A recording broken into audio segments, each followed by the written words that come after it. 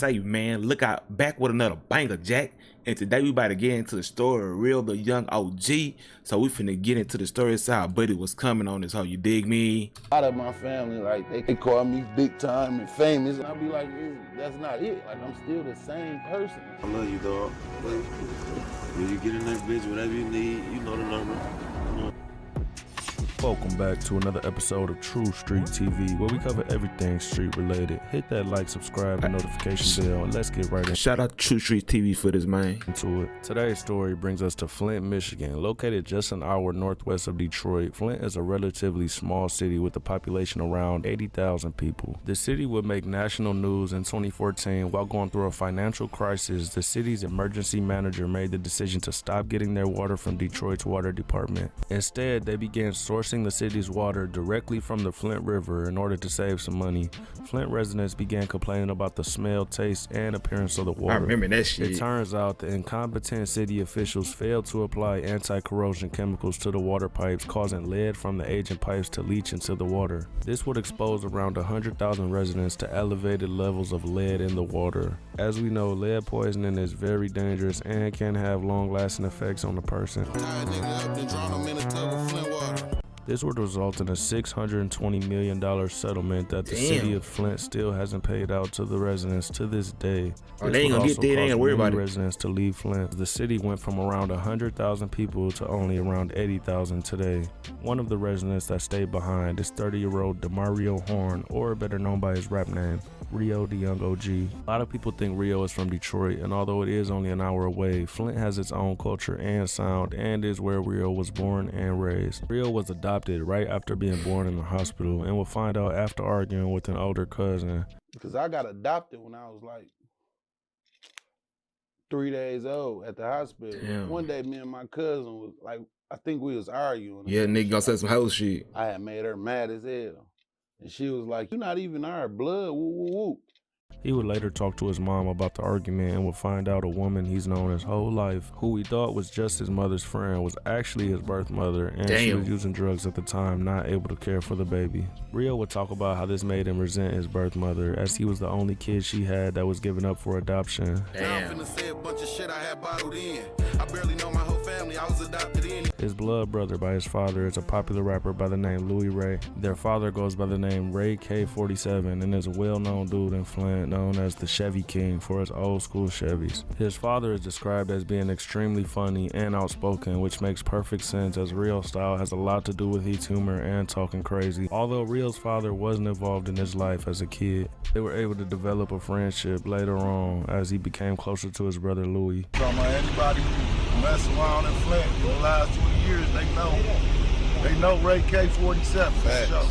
Like I'm talking about Chevy King, whatever you want to call me. I got 10, 12 Chevys that had them for 20 years. Like ain't nobody pulling them stunts like that in Flint. Yeah. When Rio was around 12 years old, he was cooking french fries with hot grease on the stove when he forgot they were cooking. The grease would catch on fire and Rio would make a huge mistake and put water on the grease, causing it to splash him in his face, leaving a distinct scar on his cheek. A few years later, Rio was around 15 years old when he went to a gas station to buy some blunt wraps. He bumped into RMC Mike. They noticed they were both buying wraps and decided to match, becoming best friends ever since.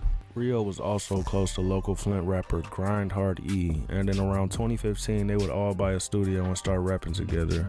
Rio was known mostly for just hustling in the streets. He would work jobs here and there before eventually taking after his brother, and he would begin dropping music. Rio and Lil E would begin to drop songs, but once RMC Mike joined along to rap with them, that quickly changed as he was a perfect match for Rio's flow. This duo would begin making noise in Flint, known for saying wild things in their raps with no hook on the song. Instead, Rio and Mike just talking crazy the whole song. Rio would term this style shit talking. I'm a motherfucking shit talker. I am not a rapper, baby, I be shit talking. In a No Jumper interview, Rio explained how he met Detroit rapper Team Eastside Peasy. When Peasy heard Indictment talking, instantly requested to meet him. Can't cook though right now, I had to take a class. I got a zipper shake, I'm finna shake a half. I found their first song together in August of 2018, featuring Louis Ray, called Can't Play. Rio explained how he thought he was gonna have to pay for the verse, but Peasy did it for free. Dropped the 62 and I put out an 80.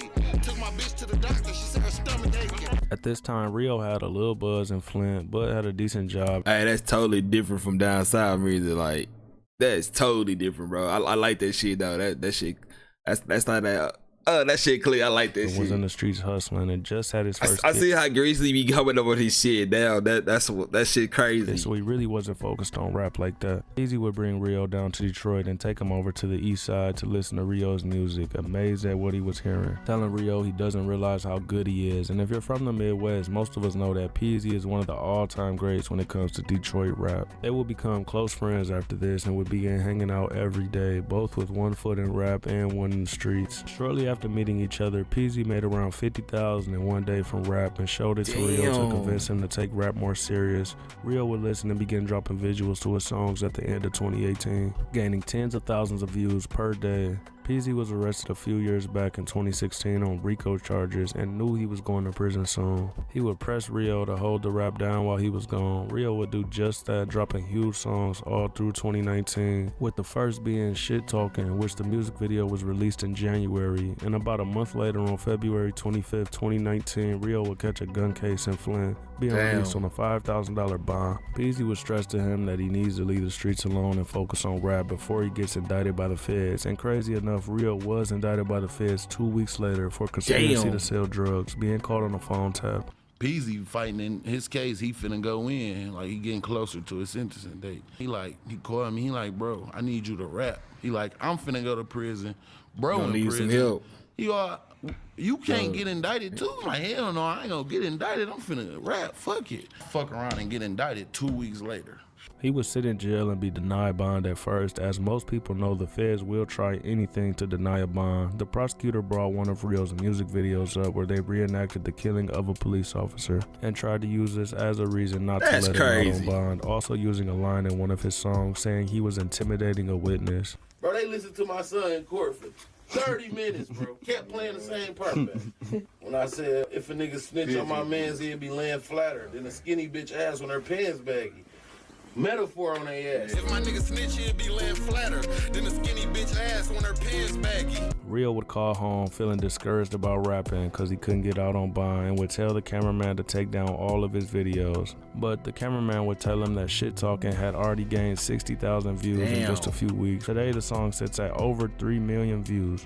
300 grams of dog, I hit it twice, now it's a whole slab. He would eventually be released on bond and an ankle monitor, being confined to his house while awaiting trial. A few weeks after getting out, he would release Testers, a 7-song EP. This being his first project and not having a huge fan base, he wasn't knowing what to expect from this, but he actually received his first rap check, which was around $1,600. This will cause him to drop another EP called Ghetto Babies, featuring Mike, Louis Ray, and Peasy. Knowing he needed a lawyer as he's facing serious federal charges, he would drop all 2019, building his fan base up and even dropping his biggest song to date, Legendary. This was also the perfect time for Rio to blow up, as this was entering the pandemic and everybody in the streets had money to invest in their rap careers. Rio quickly went from being dead broke to having $100,000 cash, making thousands per day. 2.5 million streams a month, look like I'm coming up. He would pay Peasy back in a big way for helping him and was signed to Peasy's label, Boys Entertainment.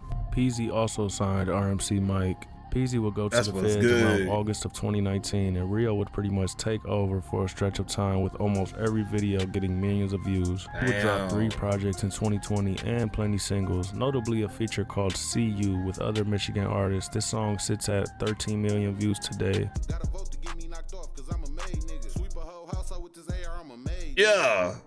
He also dropped a song with Babyface Ray. His brother Louis Ray would collab with YNJ and drop Coochie, which was a hit. It shows how much Rio influenced the people around him. The song currently sits at over 36 million views. Damn. All of Rio and Mike's streams added up, and when Peasy got out in February of 2021, he came home to a 6-figure check. Rio and Peasy would instantly go to work together, dropping Chicken Coop March 2021. In a 2-seater with a brick of yay, this a chicken coop.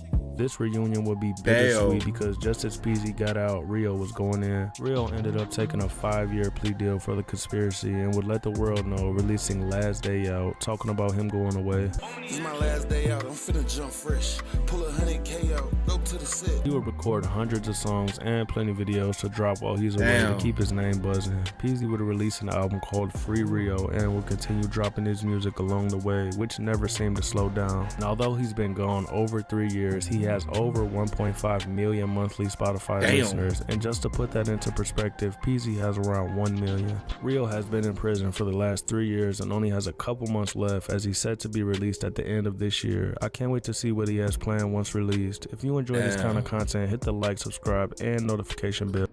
Hey, as y'all can see, Rio Da Yung OG. He saw he go hard. I'm gonna have to check him out. Damn, that's what's up.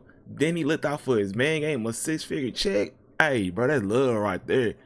Hey, make sure you like up and sub up to the channel, my boy. Hey, much love.